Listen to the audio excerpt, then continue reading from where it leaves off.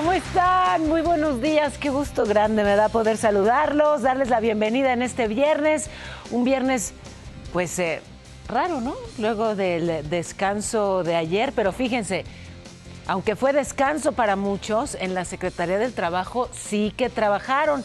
Hicieron un anuncio muy importante que tiene que ver con la cantidad de horas que trabajaremos los mexicanos en la semana. Muy relevante, la jornada laboral será de 40 horas semanales y empezará a aplicarse de forma paulatina hasta que ya quede totalmente establecida en 2030.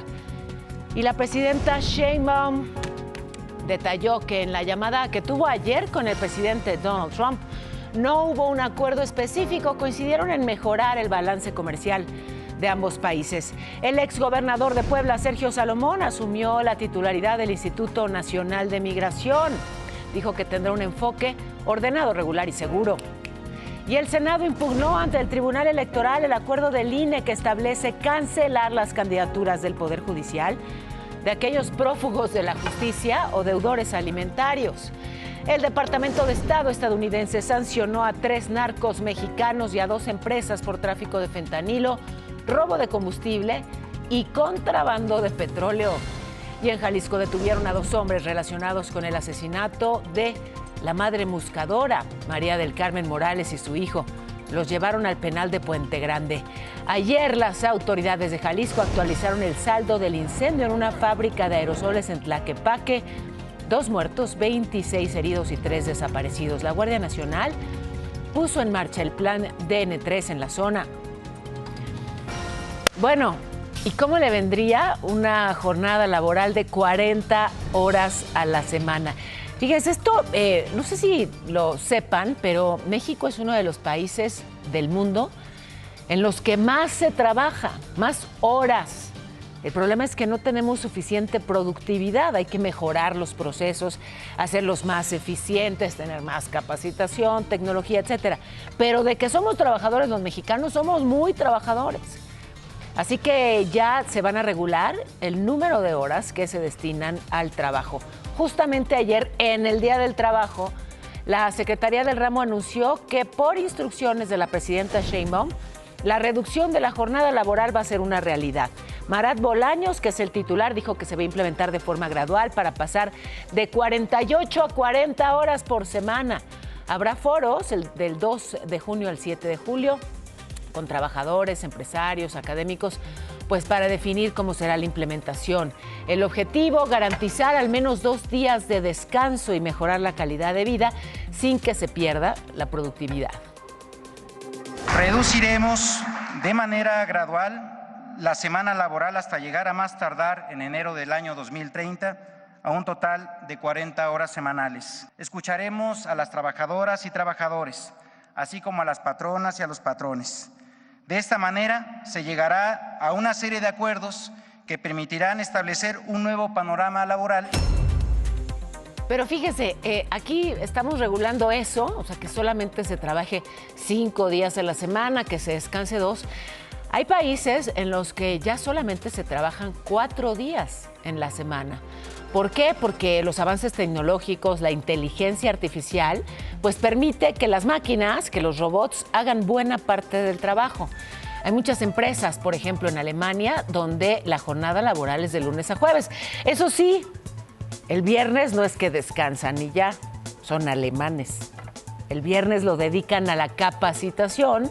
Digamos que el trabajo se convierte en escuela para aprender, digamos, todas las nuevas tecnologías. Pero sí, justamente los cambios tecnológicos permiten que haya menos horas laborales. Y justamente en la conmemoración del Día del Trabajo, la presidenta Sheinbaum recibió allí en Palacio Nacional a líderes sindicales. Revisaron pues los pendientes que hay en el país, el mejoramiento de las prestaciones. Ahí los vemos, algunos de ellos a su llegada. Por otro lado, el gobierno de la Ciudad de México reportó saldo blanco en las marchas de ayer por el Día del Trabajo. Participaron alrededor de 35,000 personas, pero, ojo, sí hubo incidentes. Aquí le muestro esto que ocurrió. Integrantes del grupo denominado Bloque Negro pues realizaron algunos actos vandálicos a negocios ahí en Paseo de la Reforma y en el centro histórico.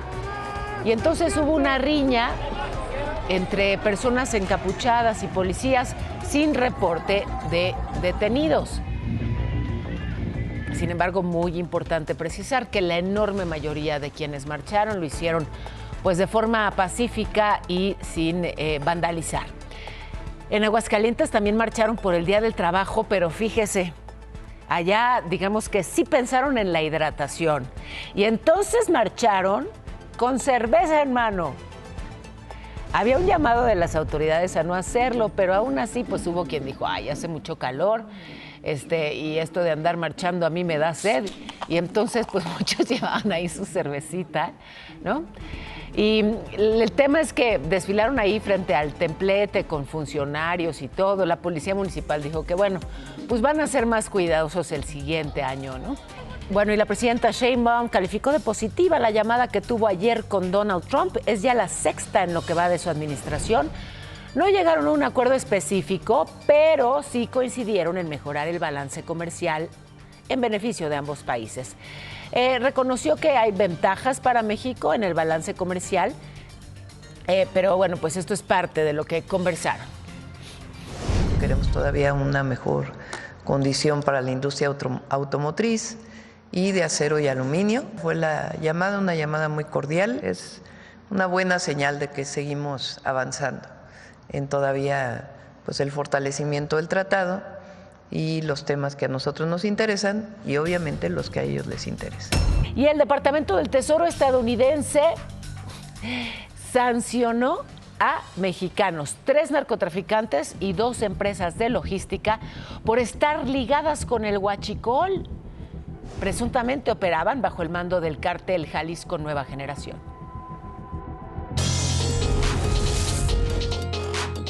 Combatir los narcóticos ya no será el único objetivo de Estados Unidos. Ahora también el huachicol. El Departamento de Tesoro estadounidense sancionó a 3 narcotraficantes mexicanos y a 2 empresas por tráfico de fentanilo, robo de combustible y contrabando de petróleo, que operan presuntamente bajo el mando del cártel Jalisco Nueva Generación. Actualmente, el huachicol, o vacas lecheras como se le conoce en Estados Unidos, es la fuente de ingresos no relacionada con las drogas que más les genera dinero a los cárteles mexicanos. De acuerdo a un informe de la administración de Trump, el gobierno mexicano ha perdido miles de millones de dólares por el robo de combustible. Pero, ¿cómo operan? Comienzan con una amenaza o un soborno a los empleados de Pemex para poder perforar grifos en los oleoductos o robar en las refinerías e incluso secuestrar camiones cisterna.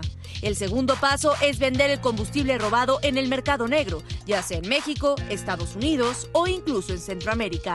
En Estados Unidos ha logrado identificar que es traficado bajo el nombre de aceite de desecho o material peligroso.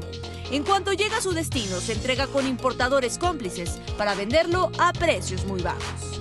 Por estos hechos se sancionó a César Morfín, alias Primito, integrante del cártel Jalisco Nueva Generación en Tamaulipas, quien antes lideró una fracción del cártel del Golfo. Lo acusan por distribución de fentanilo, heroína, metanfetamina, cocaína y marihuana, además de importar productos químicos obtenidos desde China. Según Estados Unidos, este narcotraficante vio el beneficio económico del huachicol y decidió reorientar su organización.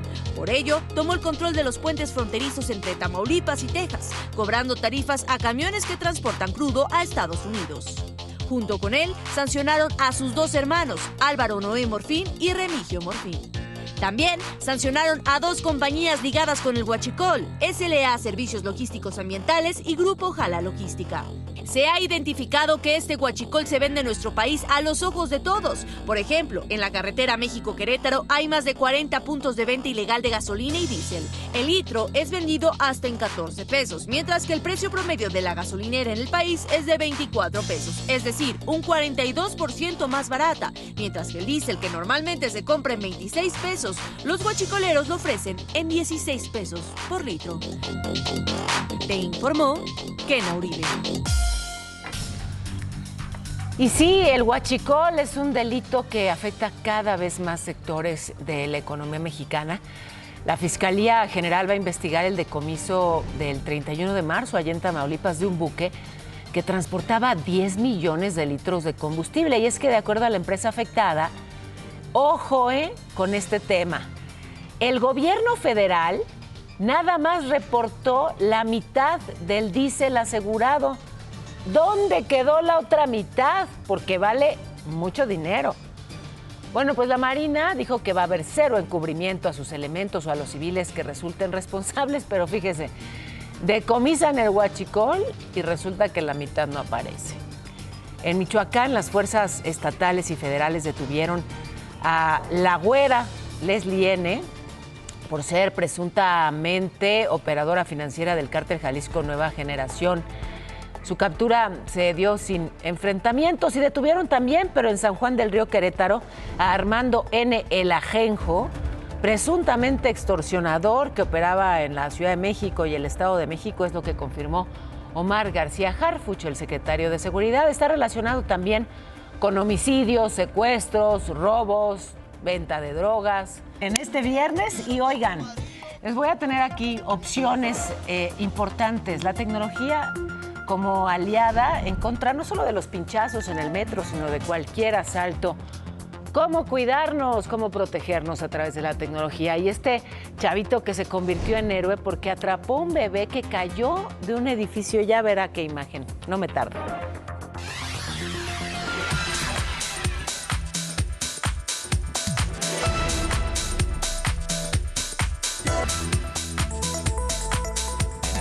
Siguen justamente los pinchazos en el metro. Esta vez la víctima fue una reportera. Areli Lorenzana denunció que fue pinchada con una aguja en el brazo izquierdo, pero fue en este caso frente a las instalaciones de un hotel en la alcaldía Cuauhtémoc, colonia, en la avenida Juárez. Dijo que se sintió de pronto muy mareada, luego con sueño, la trasladaron a un hospital, le hicieron estudios toxicológicos y pues sí, la habían drogado en el pinchazo y el agresor huyó. Justamente ante el incremento de este tipo de casos en el metro, en el metrobús, en la calle, les hemos dado aquí distintas recomendaciones. Una de las más importantes, avisar inmediatamente a familiares, a conocidos, enviar la ubicación en tiempo real. Pero ojo, la tecnología puede ser una gran aliada. Hay aplicaciones que nos cuidan, que nos permiten estar en contacto permanente con nuestra familia y con nuestros quereres, que pueden representar, por ejemplo, un botón de pánico. Me siento mal, no alcanzo ni a escribir nada. Botón de pánico y todos aquellos que me quieren saben dónde estoy y pueden ayudarme.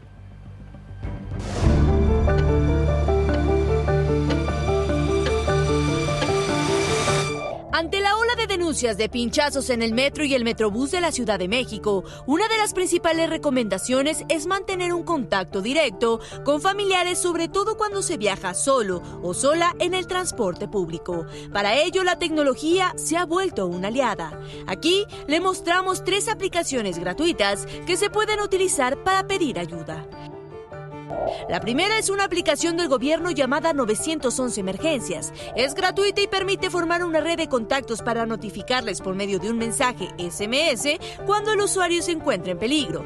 Tiene 3 funciones. Se puede reportar problemas médicos, de protección civil o de seguridad. Otra es la llamada de emergencia, que se enlaza con el centro de atención de emergencia más cercano a la ubicación del usuario. Y la última es el botón de pánico, para reportar una emergencia silenciosa. Al presionarlo, la pantalla del celular se bloquea y se envía una geolocalización al centro de atención más cercano. Otra de las aplicaciones es YourSafe. Esta app está disponible para iOS y Android y está diseñada para actuar mediante el reconocimiento de voz, por lo que se pueden establecer palabras personales seguras, compartir la ubicación en tiempo real con la lista de contactos de emergencia y llamar al 911 cuando sea necesario. Además, se pueden hacer transmisiones en vivo. Esta aplicación cuenta con un sistema de comprobación de seguridad. Y la última es Live 360, una aplicación que sirve como localizador familiar. A través de un mapa se pueden rastrear la localización de los integrantes de la familia. Se pueden mandar chats seguros y alertas de emergencia para rastrear un celular. Los familiares pueden acceder al historial de ubicaciones recientes en caso de peligro. También está disponible en iOS y Android. Lo más importante es que las 3 aplicaciones son completamente gratuitas. Te informó Kena Uribe. Bueno, están esas opciones tecnológicas. Además, el metro explicó a los usuarios cómo actuar ante un pinchazo. Desde luego, pues si es en sus instalaciones. A ver, no solamente para un pinchazo, sino para cualquier emergencia médica, hay que identificar siempre al personal del metro, al jefe de estación o los policías para informarles sobre su situación. Si no detecta personal, oprimir el botón de alarma que está ahí en el centro de los andenes de las estaciones. Y si eso ocurre en uno de los vagones, pues jalar la palanca de emergencia que está ahí a un costadito de las puertas. Así el conductor o personal del metro pues se va a acercar para brindar ayuda. Así que ahí están estas recomendaciones, tómenlas en cuenta. Para actuar ante un pinchazo desde la perspectiva médica, yo agradezco muchísimo que nos tome la comunicación Héctor Guillermo Peña. Él es médico, experto en urgencias. Doctor, ¿cómo estás hoy? Muy buenos días. Hola Paola, ¿qué tal? Muy bien, ¿y tú? Buenos días. Oye, pues varias preguntas. El otro día aquí una joven que fue víctima de un pinchazo en el metro nos contó que ella, por ejemplo, apretó ahí la zona donde sentía como todo el ardor, apretó y sí percibió que algo salía. ¿Recomiendas eso ante una inyección de quién sabe qué tóxico para asaltarnos o agredirnos? Fíjate que ahí la recomendación, más que aplastarse y sacarse lo que le pudieron haber inyectado, es lavarse muy bien la zona donde fue el pinchazo. Sí. Porque en algunas de las situaciones la misma piel tiene unas bacterias que la aguja cuando entra infecta el lugar del pinchazo. Las sustancias que más o menos se han detectado en estos eventos han sido medicamentos como las benzodiazepinas o la escopolamina, que tienen efectos directos sobre el sistema nervioso central. Y eso es el efecto que más o menos han compartido todas las víctimas, que es sueño y desorientación. ¿Recomiendas algún, déjame llamarlo así, antídoto, algo que podamos tomar inmediatamente, que sugieras llevar siempre consigo ante un evento como estos? Fíjate que ahí la recomendación es siempre acudir a que sean valorados por un médico, y así como tú bien lo dijiste ahorita, que los usuarios del metro estén al pendiente de todo su entorno. No nosotros como... Podemos estar de cualquiera de los dos lados, tanto de la víctima como del usuario que detecta a la víctima, entonces tenemos que estar todos pendientes para apoyarnos como sociedad. A ver, si vemos que alguien... Sí, desde luego acudir a un experto, pero ¿hay algo que se pueda hacer? O sea, si estoy en peligro, vulnerable, porque ando en la calle o en el transporte público y ya me siento mareada o somnolienta, ¿hay algo que pueda tomar para, digamos, recuperar algo de fuerza y conciencia, al menos temporal, para protegerme? Fíjate que sí hay antídotos específicos para esto, pero se tienen que aplicar siempre en un ambiente intrahospitalario. O sea, por eso la recomendación siempre tendrá que ser valorado en un hospital. Doctor, yo de ninguna manera quiero causar, digamos, pánico y mucho menos psicosis, pero sí precaución. Hablabas de infección, de la importancia de limpiar muy bien el área, pero ¿qué pasa si las agujas pues están justamente sucias o infectadas, ¿no? No me imagino pues a los asaltantes muy preocupados en que sea material esterilizado. No, definitivamente no. Aún así, existe cierto porcentaje de riesgo de adquirir infecciones, como la que más nos preocupa a todos sería VIH, SIDA, o hepatitis o algún otro de ese tipo de infecciones, pero aunque la aguja esté contaminada, no es 100% seguro que haya contagio, Y es por eso que después del pinchazo viene el momento crítico, que es después del pinchazo y todos los síntomas que giran en torno a la intoxicación por el medicamento que sea que hayan metido con el pinchazo. Y la otra es todas las cosas que vienen después de eso, y es por eso que todos los que sufren algo así tienen que llevar una vigilancia epidemiológica todavía tiempo después del pinchazo. Justamente para, bueno, pues detectar alguna posible infección o enfermedad infecciosa. Doctor, te agradezco muchísimo. Gracias por estos minutos. De nada, hasta luego. Adiós, qué amable. Es el doctor Héctor Guillermo Peña, médico experto en urgencias. Y no sé si te pasa, Irán, pero de pronto cuando ves que los médicos empiezan a estar más jóvenes que uno, es como muy raro, ¿no? Pero tú estás muy joven, mi Pau. Sí, ¿De qué hablas? Sí, pero el doctor más. Bueno, este doctor estaba muy jovencito. Sí. No. Bueno, pero ya es la media, así que no se nos haga tarde. Vámonos a un resumen con lo más importante en breve. Me parece perfecto porque en abril se registraron 1,705 asesinatos en el país, la cifra más baja en lo que va del 2025 y en comparación con el año 2016. Y 8 cuerpos fueron encontrados en fosas clandestinas en la rumorosa Baja California. La zona ya fue resguardada por autoridades. Además, la presidenta Sheinbaum ofreció reforzar la seguridad en las campañas electorales de Veracruz tras este asesinato de Germán Anuar Valencia, candidato de Morena a la presidencia municipal de Cosquihue. Un tráiler con pañales se quedó atorado en el desnivel ahí en el cruce de Viaducto Insurgentes, donde se atoran siempre. Y bueno, pues hubo cortes en la circulación, hubo caos vial. Y por su parte, la CENTE provocó y convocó a paro nacional y movilizaciones el 15 de mayo para exigir al gobierno un aumento al presupuesto público para educación y salud. Banco Multiva presenta. En este momento, el peso se cotiza en 19.60 frente al dólar, peso fuerte, y la bolsa, bueno, pues no tuvo operaciones ayer por ser el Día del Trabajo.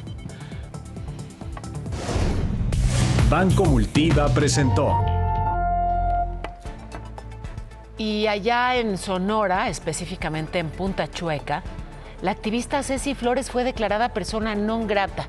Fíjese, llegó a un lugar para exigirle a un criminal conocido como el Commander que le diga dónde está su hijo desaparecido, y la respuesta fue: usted es persona non grata.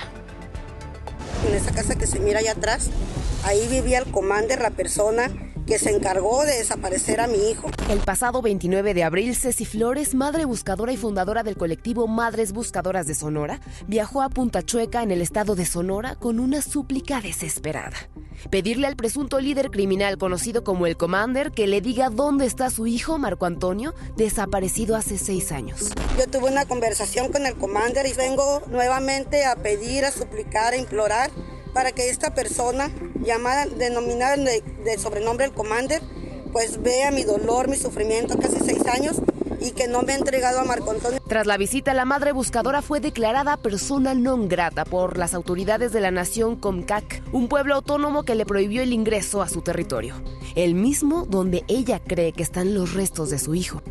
El documento, fechado el 28 de abril de 2025, lleva las firmas del gobernador tradicional Jesús A. Félix Segovia y del presidente del ejido Desemboque de los Ceris, Alberto Mellado Moreno.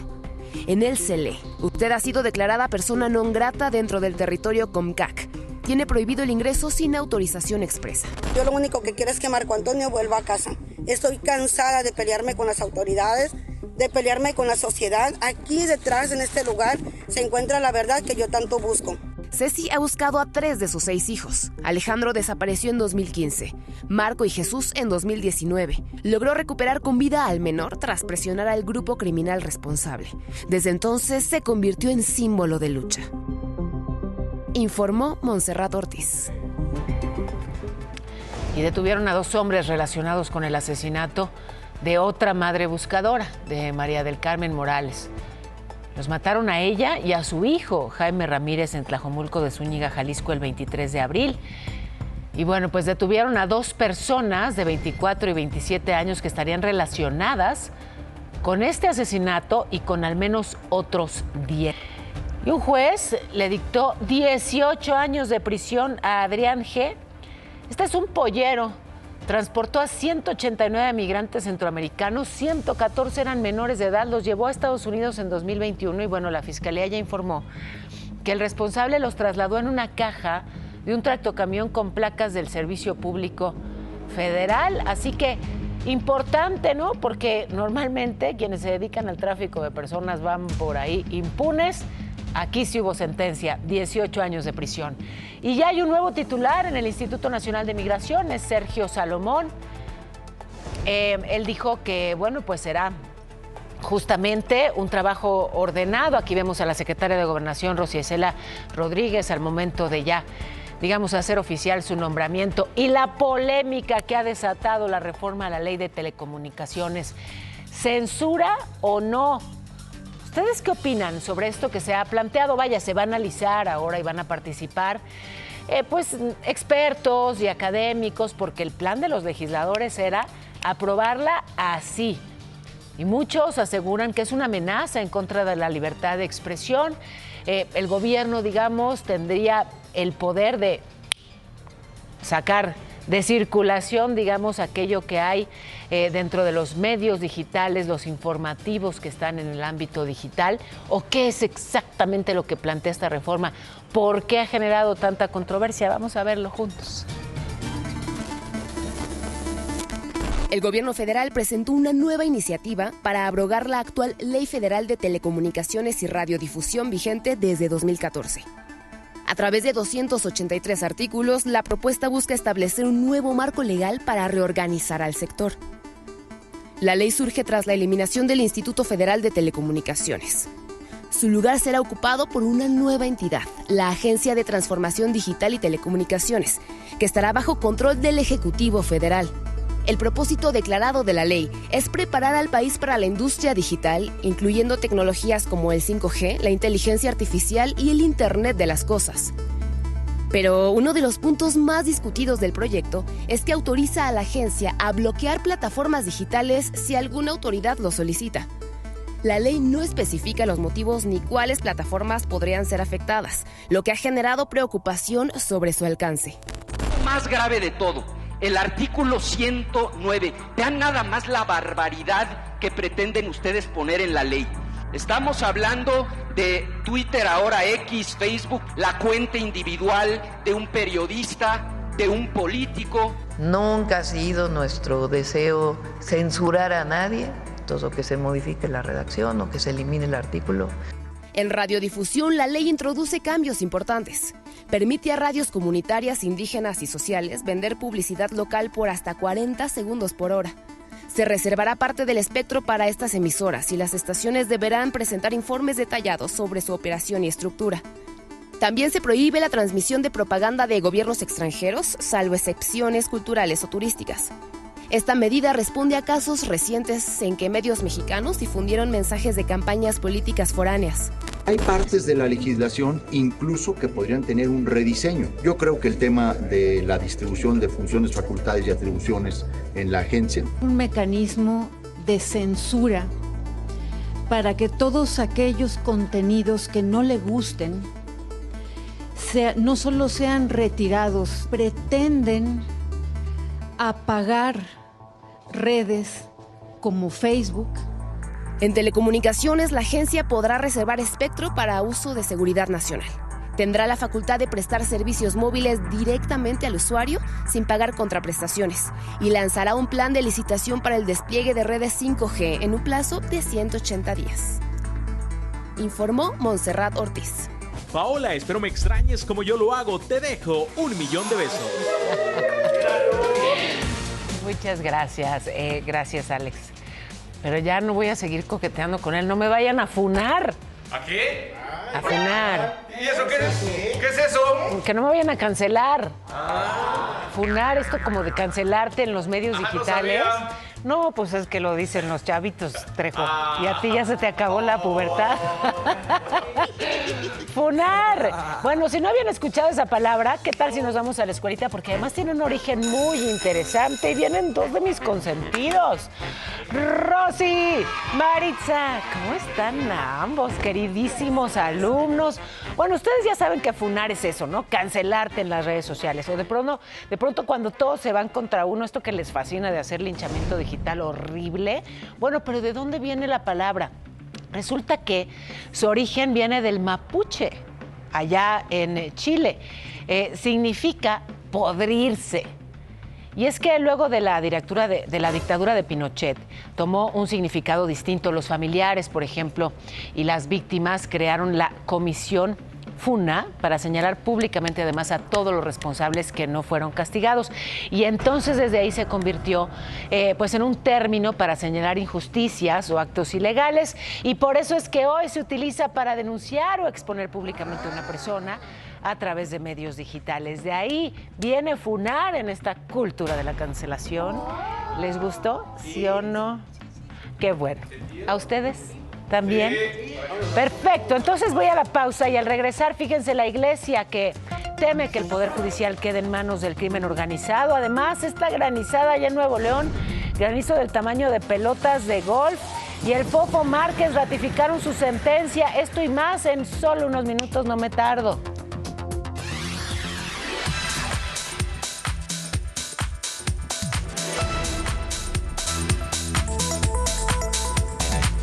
Voy a enlazar rápidamente con mi compañero Rodolfo Derantes hasta Ecatepec. Un accidente, Rodolfo, ¿qué fue lo que pasó? ¡Ay, qué fila! Te escuchamos, adelante. Gracias. Efectivamente, pues es un accidente en el kilómetro 34. Nosotros lamentablemente ya no pudimos llegar, Paola. Nos quedamos aquí en el kilómetro 20. Te puedes dar cuenta esta larga fila de vehículos. Estamos hablando del 34 hasta el kilómetro 10, que está literalmente detenido. Ni con la moto alcanzamos a pasar. Ya el Circuito Exterior Mexiquense en sus cuentas ha mencionado que se ha retirado este accidente. Es un tráiler y una camioneta que transportaba apoyos. Y bueno, reitero, ya se está retirando este accidente. Lo cierto es que es kilométrica esta fila de vehículos. Sucedió el accidente alrededor de la 1 de la mañana y es en este momento en que ya están reabriendo la circulación hacia la zona de Puebla, Paola. Pues sí, pero vemos sin embargo que la fila ahí permanece. Tenemos también imágenes, Rodolfo, justamente del punto en el que ocurrió el accidente, como bien señalabas, durante la noche, durante la madrugada. Así quedó la zona luego de este impacto. Y bueno, pues si bien, como nos reportas, ya retiraron a la unidad siniestrada, apenas se abrió la circulación, así que pues el avance de todo el resto de las unidades, ahí vemos al tráiler, la caja como volcó, y bueno, pues apenas lo retiraron, así que bueno, pues la fila por lo pronto continúa. Les reiteramos, es el Circuito Exterior Mexiquense para que tomen sus precauciones. Por lo visto va para largo. Gracias, Rodolfo, por tu reporte. Hasta luego, muy buen día. Que estés bien, muy buenos días. Fíjense, esta semana hemos visto historias de terror. Todo esto que se vive en los anexos, en los lugares en donde las personas están internadas para dejar las drogas, dejar el alcohol. En muchos casos, víctimas de violencia. Fíjense, sin embargo, hay alternativas a estos lugares. Son menos comparadas con la cantidad, sí, de anexos que hay en el país.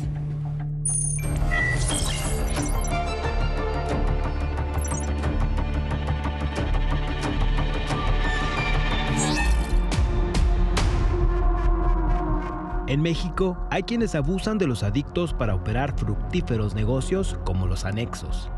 Pero también existen personas cuyas experiencias de vida las han orillado a convertirse en los llamados padrinos o madrinas de personas en rehabilitación. Dile a ese pequeño niño interior que lo amas y que todo va a estar bien.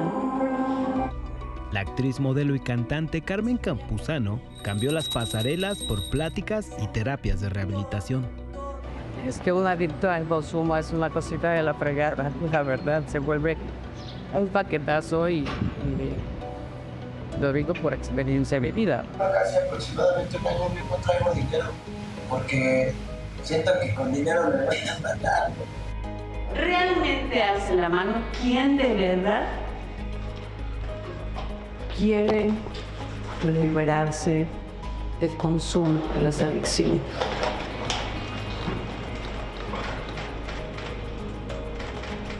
Alce la mano bien.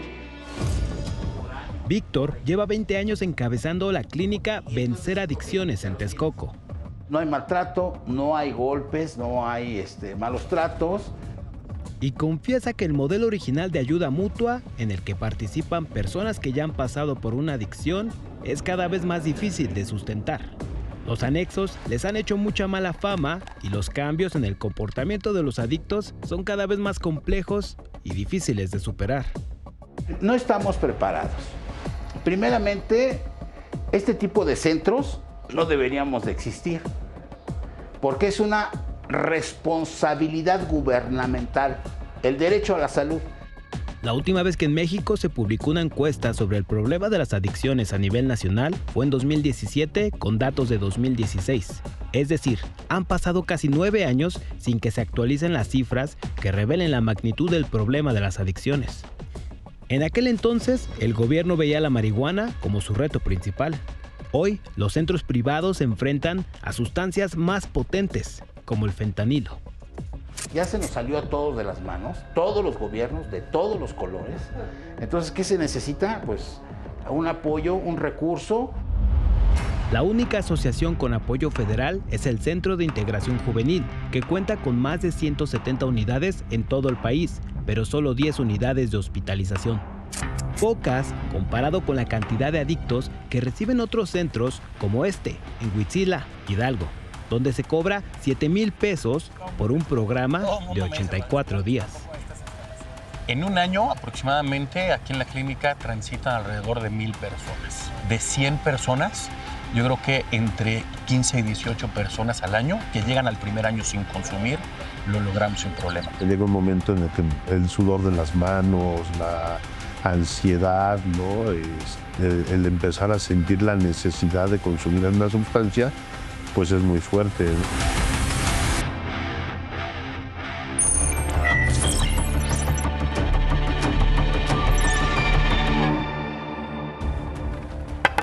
Y así terminamos esta serie de reportajes del equipo de investigaciones Excelsior, un esfuerzo que suma televisión, radio, redes sociales, web y periódico.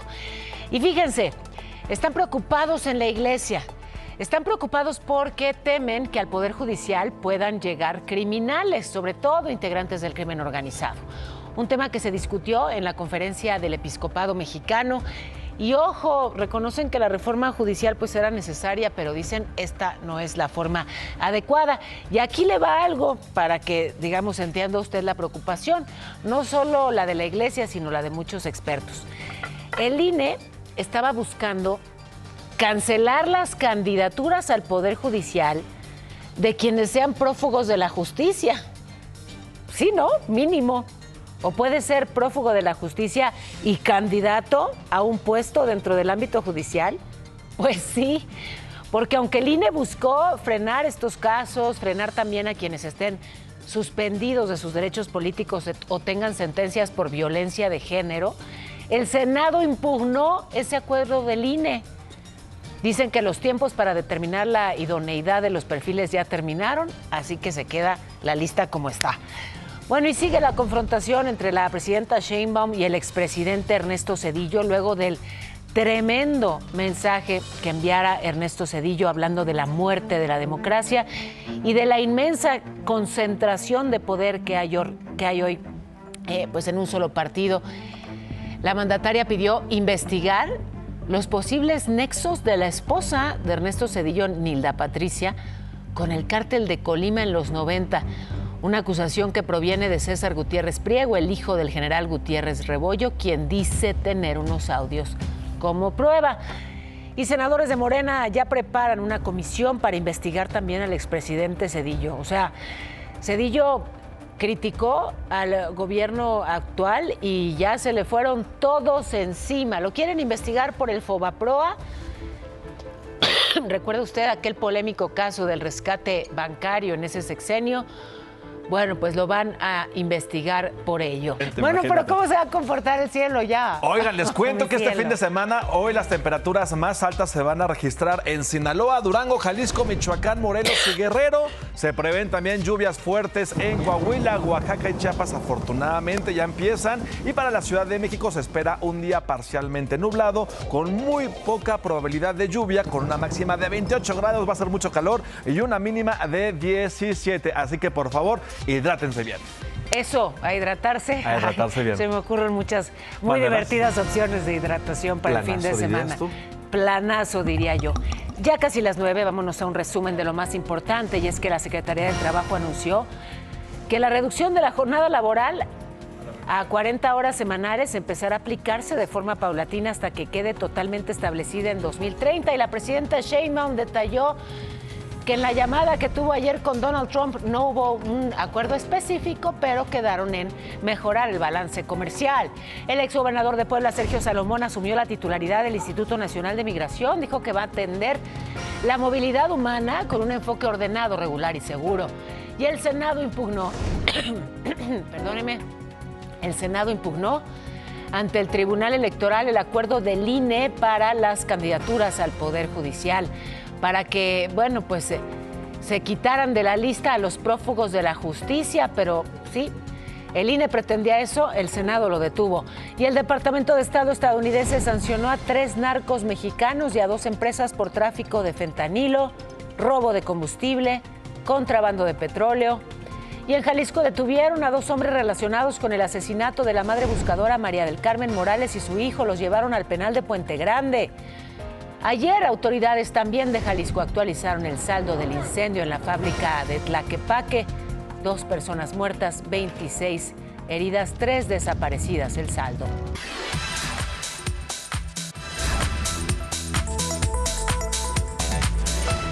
Pues ya se confirmó que el Fofo Márquez, Rodolfo Fofo Márquez, sí va a pasar 17 años y 6 meses en la cárcel. Un tribunal le confirmó la sentencia, lo encontró culpable de feminicidio en grado de tentativa por la golpiza que le dio a esta mujer. Recordarán estas imágenes espantosas. Bueno, lo que sí cambiaron fue el monto para la reparación del daño. La multa era de más de 67,000 pesos, ahora pagará 36,000, pero pues tendrá todos esos años en la prisión el Fofo Márquez. O sea, el 56% diciendo, ¿eso qué? Además, la verdad, el chavito tenía mucho ritmo y mucha gracia. O sea, lo otro era espectacular, pero siempre gana la buena onda.